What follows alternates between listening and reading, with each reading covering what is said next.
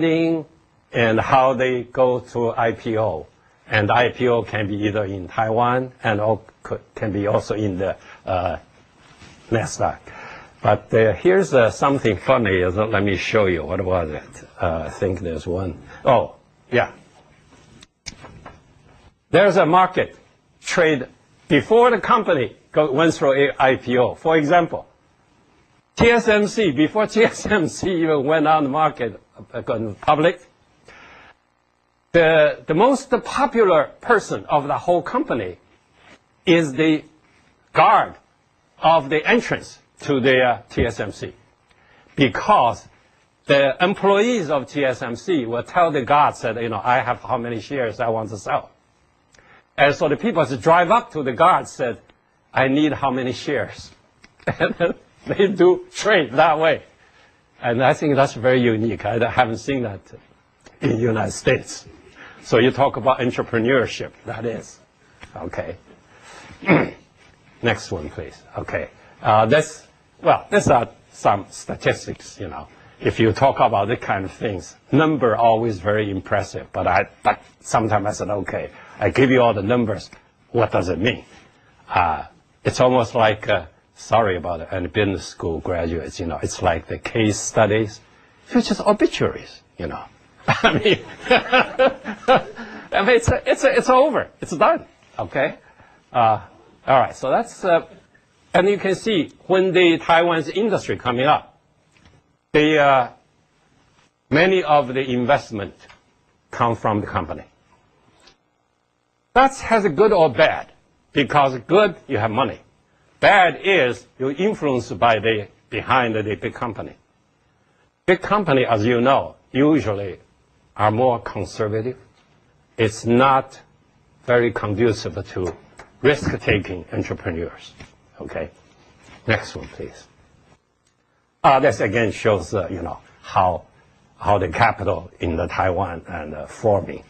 And sorry, this one chart here is in NT dollar.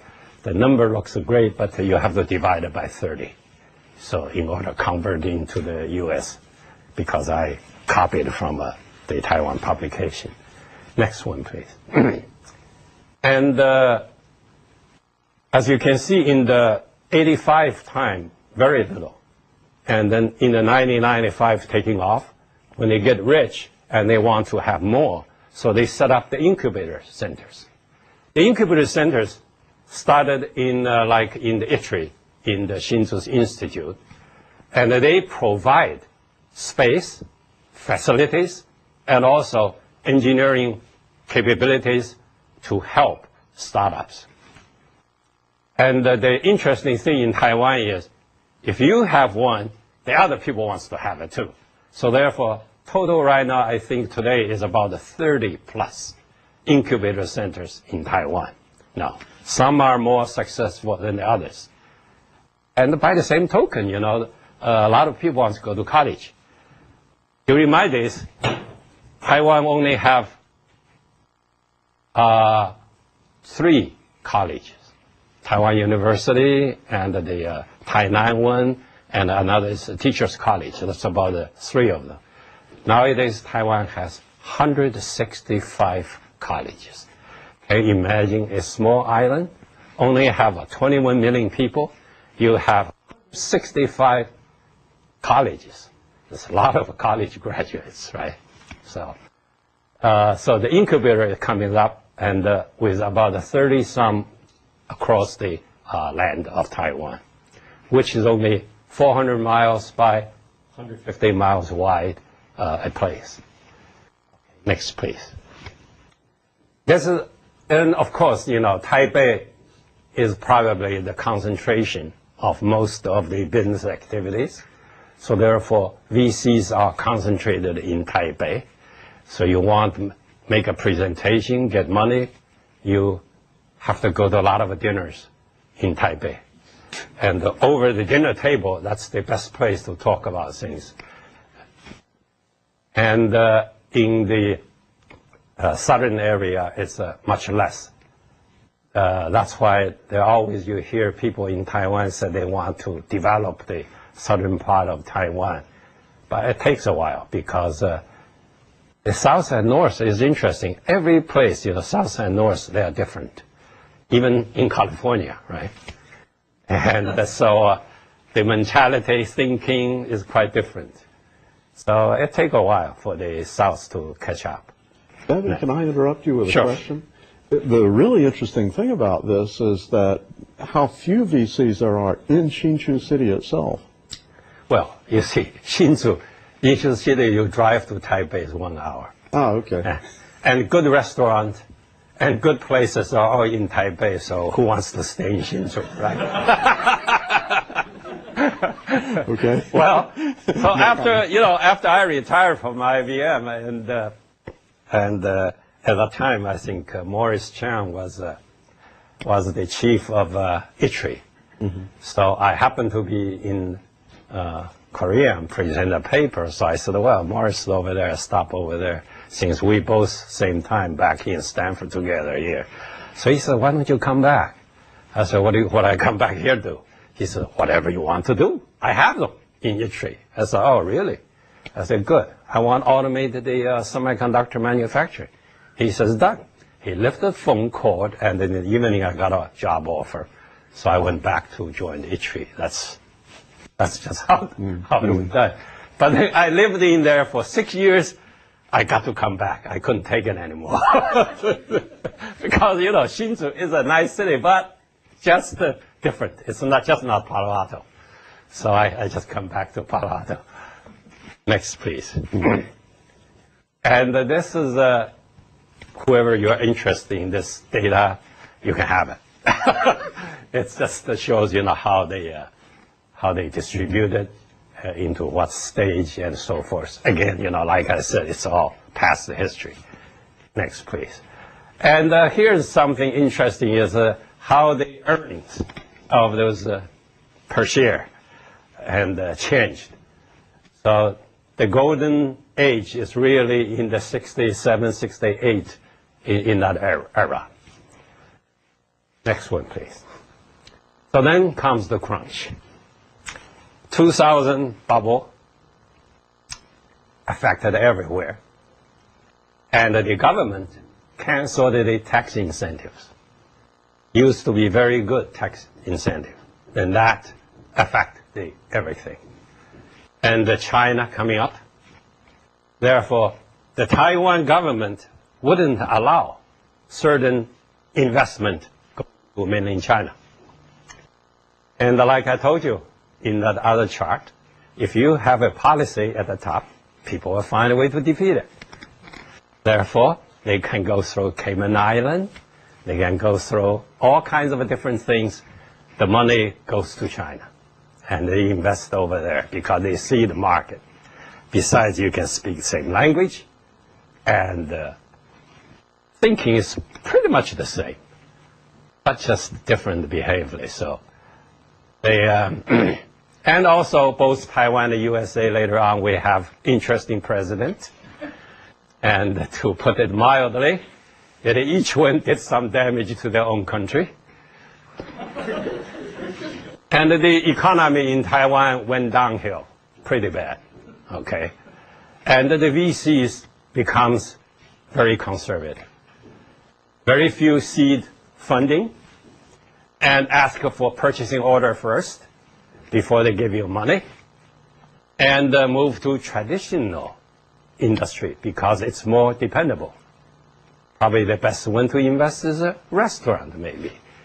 So, sounds familiar. I mean, that's VC over here behave the same way too, right? I'm sure some of you know that. Next, please. So, turns out to be both people and money move to the West, no matter what the government trying to stop them. So, you name it the places, the Taiwanese people are there. And China, in the beginning, needed very much of the Taiwanese people's contact, the experience in the international market, how to behave, because China has been closed the door for so long, they have to catch up. So in the great Shanghai area, 400,000 Taiwanese there. And that actually also causes a lot of problems. because they stay in there so long by themselves. Their families in Taiwan, and the girls in Shanghai are very nice. So most of them have a second family there. So that causes some problems for Taiwan. Yeah. And then they started a semiconductor business called SMIC.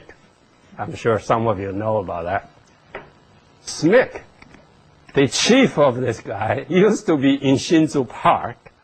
It's in a subsidiary of TSMC. So he went over there, started a semiconductor, and then of course he would go through whatever the channel to get the TSMC people went over there. So as far as unofficially, I knew more than 150 TSMC defectors went over there. So that helped them to get up off the ground. Then the actual Taiwan investment, Richard asked me to find out. And that's a very interesting story. In other words, officially, you look at the government's publication, said how many investment cases the Ministry of Economic of the Development of Administration of Taiwan has approved, and how much money is. If you look at that, it's probably, Or yeah, almost, it's only like less than $10 billion at most. But if you really look at other data, try to add them up, it's between 100 billion and 150 billion. and you're thinking in U.S. dollars here, right? In US dollars. Yeah. There's a US dollars here. Yeah. So therefore, so go west. So maybe another reason why the VCs are not very interested in start any business in Taiwan, because let's face it, right? Resource and people and so forth is relatively limited. Okay. So next chart, please. If you look at this chart here, this is the not government statistics, okay? So it's more or less reasonable to believe that. And look at the shares of ASEAN Taiwan's investment. That's a huge percentage of Taiwan's investment, but it's in mainland China. So economically, these two places, I don't believe they can even separate. You know, one can't get by without the other. So, next one, please. This is just some other more how many of these VCs and the starts. It's academically interesting, but next one, please. Again, you know, capital history. Next one, please. That's again, then you see electronics. So traditional manufacturing is still quite a bit a large portion of it. As a matter of fact, a lot of you ride a bicycle. You know, most of the bicycle is made by a company, Taiwan, called Giant. But they make OEMs, make a lot of other different brands. And then their manufacture right now is in mainland China. Okay? Semiconductor, opto, and the biotechnology. Next one, please. So what's the future then for Taiwan? Globalization and China economic power is forced Taiwan entrepreneurs to play a new ballgame. Because in the past, the Taiwan entrepreneurs have been playing import technology, import idea, import whatever, and then they can very fast and catch up. Now it's different because China can do the same. And manufacture, they take it over, and the development, they can take it over. And pretty soon, R&D, they can catch up too. So Taiwan has to do it differently.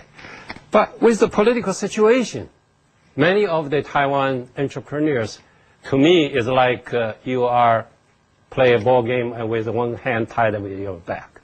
It's sort of hindered somewhat. And we always like to talk about the two shores of this Taiwan Strait. You know, you have two shores, and Hong Kong is a place. And then those are like the Chinese business centers in the three places. But to me, they actually think about the same. The people are the same. I don't believe they're different. Even Mao Zedong couldn't change them. So we think not much difference. However, they do behave differently. The behave to be different is because their cultural and political system over there.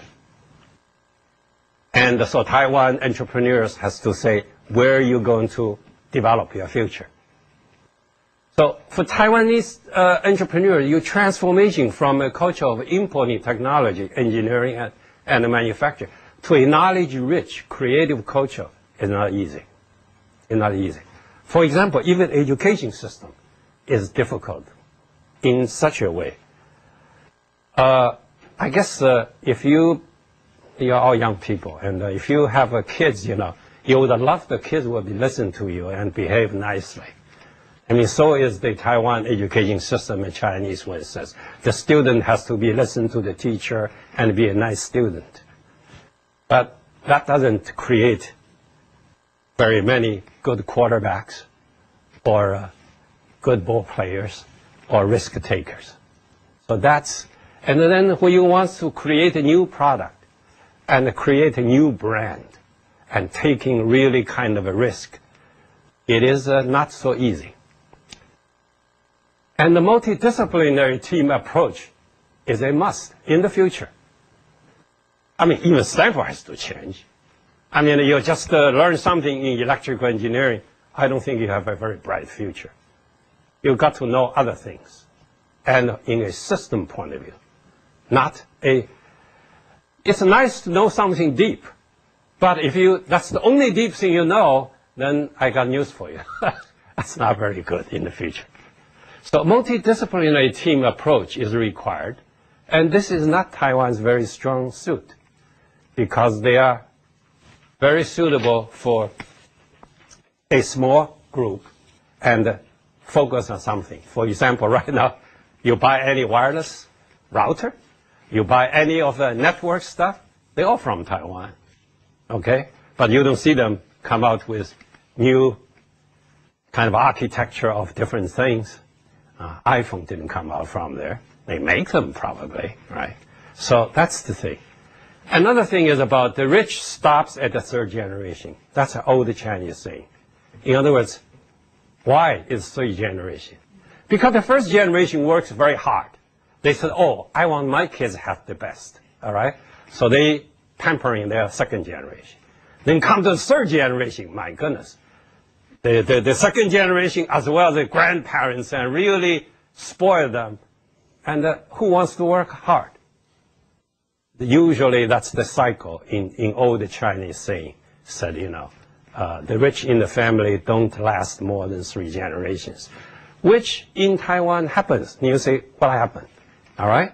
Go to the campus, look now. How many Taiwan graduate students you see on campus? Not very many, but a lot of them from China.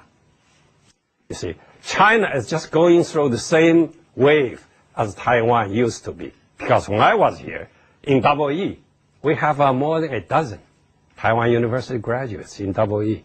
You will be hard-pressed to find that now here, right? So if you don't have the students going out into the world to pick up new things coming back, and locally the graduates, they are fine, but it's sort of like incest, It's not very good biologically. So that's another problem Taiwan has to face, okay? And I'll give you an example. I've been their consultant and work with them. They almost got the Wii wand.